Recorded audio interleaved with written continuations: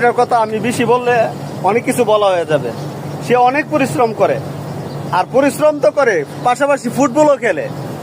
আবার ব্রাজিলের নেইমারের ফ্যান, বিগ ফ্যান সে। ওয়াও, মানে তার সেলিব্রেশন গুলা, সে যখন গোল করে সে এভাবেই সেলিব্রেশন করে।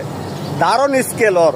মানে আসলে তো মানে একটা কথা বলি, আপনারা কেউ মাইন্ড করবেন না, আকাশ ভাই আপনিও মাইন্ড করেন না।